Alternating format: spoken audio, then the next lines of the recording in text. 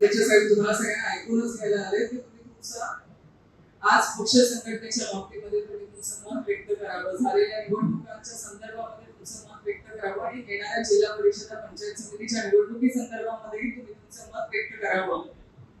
यासाठी दोघंही इथे उपस्थित आहेत आणि तुम्ही केव्हापासून आम्ही बघतोय की प्रत्येक व्यक्ती आपलं घर आणि कुटुंब मध्ये आपण आपल्या ज्येष्ठ व्यक्तीकडे जसं मन व्यक्त करतो किंवा आपल्या मनातल्या भावना व्यक्त करतो तशाच तुम्ही तुमच्या मनातल्या भावना व्यक्त करतायत. आणि खरं मी एवढंही सांगेल शशिकांत शिंदे साहेबांना की हे जे कार्यकर्त्यांनी मन व्यक्त केलंय त्याच्यामध्ये काही तक्रारी आहेत, काही त्यांनी त्यांच्या भावना बोलून दाखवल्यात, पण आपल्या पक्षामध्ये ही लोकशाही आहे की तुम्ही हे मत व्यक्त करू शकता. तुम्ही ज्या पक्षाला घाबरून किंवा आपण ज्या पक्षांच्या तक्रारी करतोय की त्या ज्या आपल्या विरोधातले पक्ष आहेत तिथे एवढी लोकशाही आहे का? जरा चुकून एखाद्या वेळेस त्या पक्षाच्या मीटिंगला तुम्ही जाऊन बघा, तिथे हुकुमशाही आहे. तुम्हाला तिथे मत व्यक्त करायचा अधिकार नाहीच, हे सांगितलंय तर हे करायचंय. हुकुमशाही ज्या विरोधामध्ये आपण लढतोय आणि ही जी लोकशाही आहे ना, ही लोकशाही टिकवण्यासाठी आपण लढतोय. आपण का लढतोय हे जेव्हा माणसाला माहिती राहतं ना, तेव्हा मग कसं काय आपल्याकडे काय आहे काय नाही याचा विचार माणूस करत नाही. आपल्याला आपण लढतोय ते फुले शाहू आंबेडकरांचे विचार टिकवण्यासाठी लढतोय. आपण का लढतोय तर आदरणीय पवार साहेबांचे विचार त्यांनी केलेलं काम, त्यांनी जनतेसाठी त्यांची असलेली तळमळ ह्याच्यासाठी लढतोय. आपण लढतोय ते शेतकरी बांधवांचा हक्क त्यांना मिळवून देण्यासाठी लढतोय. आपण लढतोय ते आज महाराष्ट्रामध्ये महिलांवरती अत्याचार होत आहेत ना, या अत्याचाराच्या विरोधामध्ये आवाज उठवण्यासाठी आपण लढतोय. अनेक गोष्टी आहेत की आपण लढतोय. आपण का लढतोय पहिले हे तुमच्या मनामध्ये बिंबवून घ्या. अडचणी येणार, मान्य, आम्ही तुम्हाला अडचणी येणार, आम्हाला अडचणींना जावं लागतं. आम्ही व्यासपीठावर बसलेले तर आम्हाला अडचणी नाहीये असं नाहीये, अनेक अडचणी आहेत, पण अडचणींना सामोरे जाऊन लढावं लागणार, कारण आपली ही विचारांची लढाई आहे. आणि मला एक कळतं, आज आपण विरोधी पक्षात आहे, आज अनेक तरुण आहेत, सगळे इथे पक्षाचे काम करणारे ज्येष्ठ आहेत. जेव्हा एखादा व्यक्ती लढतो ना, तो इतिहास घडवतो.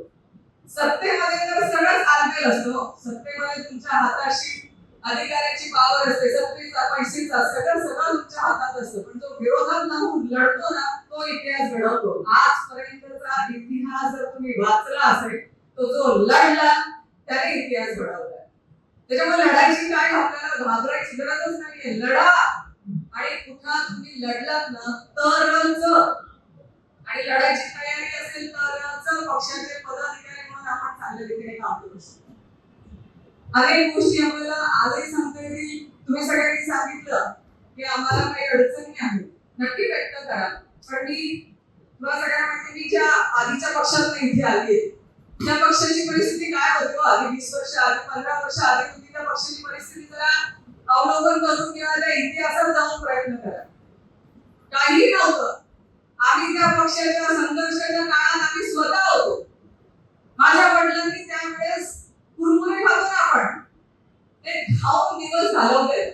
जेवायला मिळायचं नाही, जेव्हा गावांमध्ये जायचं ना तेव्हा लोक दगडं मारायचे.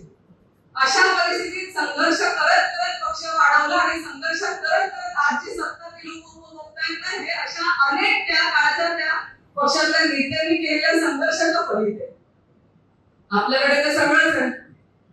आपण सत्तेत अनेक वर्ष राहिलेलो पक्षाची लोक आहेत, त्याच्यामुळे आपल्याला संघर्ष करणं, गावागावात जायचे, लोकांचे प्रश्न मांडायचे, अनेक प्रश्न आहेत. आज आपण बघतोय चिमुकल्या 3-3, 2-2 वर्षाच्या मुलींवरती अत्याचाराच्या घटना होत आहेत. नसरापूर सारखी घटना असेल किंवा ठाण्यामध्ये घडलेली घटना असेल, पिंपरी चिंचवडमध्ये झालेली घटना असेल, अशा अनेक महिलांवरती झालेल्या लैंगिक अत्याचाराच्या घटना मला इथे सांगता येतील की आज महिला सुरक्षित आहेत का? ज्या माता भगिनींना यांनी सांगितलं तुम्ही आमच्या लाडक्या बहिणी आहेत असं म्हणून त्यांनी मतं घेतली, आज त्यांच्या इज्जतीचे वाभाडे निघतात, त्यांना मारलं जात आहे, पण यांच्या मतं कोणी बोलत नाही.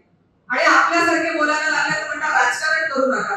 हे राजकारण करतोय जेव्हा आम्ही न्याय मागतोय की तुम्ही आमच्या माता भगिनींना का संरक्षण देऊ शकत नाहीये, तेव्हा हे राजकारण झालं.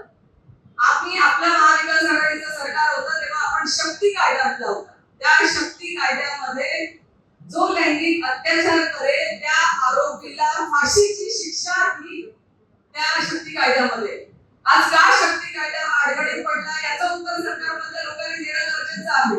जर आज फाशी ही शिक्षा जर जाहीर झाली, तुम्हाला सांगा कुठल्या व्यक्तीची हिंमत होईल माझ्या माता बहिणीच्या अंगावरती हात टाकायची? नाही होणार.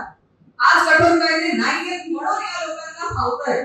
ज्या नसरापूरच्या घटनेमध्ये ज्या 4 वर्षाच्या मुलीवरती अत्याचार झाले तो पॅरोलवरती होता, म्हणजे तो न्यायालयातनं पॅरोलवरती तो बाहेर होता. अशा व्यक्तीने परत एकदा त्या 4 वर्षाची मुलीचा रेप पण केला आणि तिची हत्या पण केली. मग तिथे पोलीस यंत्रणा काय करत होती? अशा पॅरोलवरच्या व्यक्तींवरती पोलीस यंत्रणेचं लक्ष असायला नको का? म्हणजे त्यांचा निष्काळजीपणा एका निष्पाप मुलीचा जीव घेऊन गेला आणि तरी सरकार म्हणतं राजकारण करू नका. आणा ना शक्ती कायदा. शक्ती कायदा आणायला यांना भीती कसली वाटते? तुम्ही कठोर कायदे करा, द्या ना एखाद्या नराधमाला चौकामध्ये फाशी दिली तर मी म्हणते एकाची नंतर हिंमत होणार तर माझ्या माता भगिनींना हात लावायची, पण नाही करणार. तुम्ही कायद्याच्या मागे लागतात. आज जर आपण तुम्ही म्हणताय की तुम्ही फास्ट ट्रॅक कोर्टामध्ये ही केस जाणार आहे, तर शशिकांत शिंदे साहेब माझं स्वतः म्हणणं आहे की हे जे म्हणतात आम्ही फास्ट ट्रॅक कोर्टात चालवणार आहे केस, आम्ही त्याच्यावरती जे गुन्हे नोंद करणार आहे.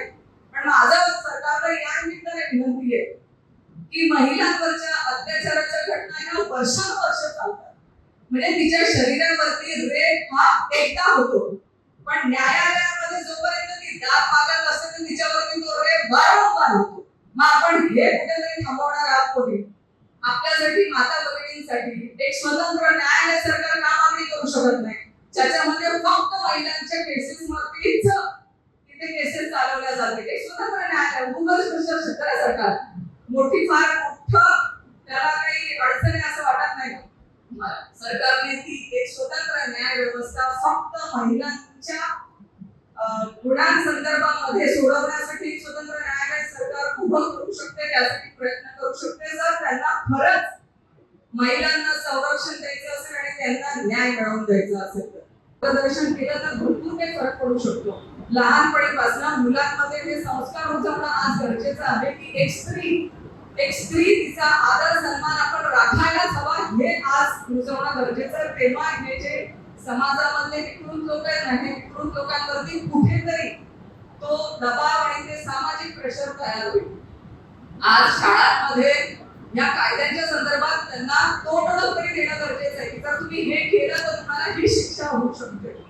आज पळवाटा अनेक आहेत, पण कायद्याच्या चौकटीमध्ये त्यांना कठोर शिक्षा या बदल करून सरकारने करणं गरजेचं आहे. आणि असे अनेक पर्याय आम्ही याच्यामध्ये सुचवू शकतो. मी अनेक ठिकाणी बोलली आहे की तुम्ही स्वतंत्र न्यायालय सरकारच्या माध्यमातून उभं करू शकतात.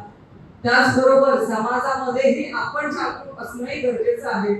पण तुम्ही सगळे हे करत असताना तुम्ही सगळे इथे उपस्थित आहात, माझी विनंती आहे की इथून जाताना आपल्याला का लढायचंय हे लढण्याचं कारण इथून घेऊन जा, म्हणजे मग इतर गोष्टींचं कारण आपल्याला देण्याची गरजच पडत नाही. लढायचंय आपल्याला आपल्या आई बहिणीच्या संरक्षणासाठी, लढायचंय शेतकरी बांधवांसाठी. शेतकरी बांधवांना कर्जमाफी जाहीर केली आणि जेव्हा कर्ज भरण्याची वेळ आली तेव्हा त्यांच्यावरती दमदाटी करून जबरदस्ती करून त्यांना कर्ज फेडायला लावलेलं आहे. का तुम्ही शेतकरीच आहात, तुम्हाला सगळ्यांना माहिती आहे बऱ्याच लोकांनी जबरदस्तीने का होईना शेतकऱ्यांनी कर्ज भरलं. मग कर्जमाफीचा लाभ देत असताना तुम्ही सकट का देत नाहीये त्याच्यामध्ये अटी शर्ती लावलेल्या आहेत. गेल्या 2 महिन्यांमध्ये आपल्या जिल्ह्यामध्ये अनेक ठिकाणी पाऊस पडला, त्याच्यामुळे पिकांचं अतोनात नुकसान झालं. 195 झाले, पण अजूनही शेतकऱ्यांच्या खात्यात काही आलंय का? नाही आलंय. मग आपल्याला लढायचंय ते आपल्या ह्या शेतकऱ्यांना न्याय देण्यासाठी. एक सक्षम विरोधी पक्ष असला ना तर न्याय नक्की मिळतो आणि तो सक्षम विरोधी पक्ष म्हणून आपण आपलं काम निभावावं ही माझी तुम्हा सगळ्यांकडनं अपेक्षा आहे. तुम्ही सगळे लढाल आणि आपण सगळे संघटना मजबूत करून या जिल्ह्यामध्ये आपण आपला पक्ष जो आधीपासून मजबूत होता तोच पक्ष मजबूत करूया अशीच आपल्या सगळ्यांकडनं अपेक्षा करते आणि थांबते. दोघंही शशिकांत शिंदे साहेब बसतील, भुसारा साहेब बसतील, वेळापळाकडून आपल्यासाठी इथपर्यंत आले, त्यांनी आपल्या सगळ्यांच्या भावना ऐकून घेतल्या. त्यासाठी त्यांचे मनापासून आभार व्यक्त करते. धन्यवाद.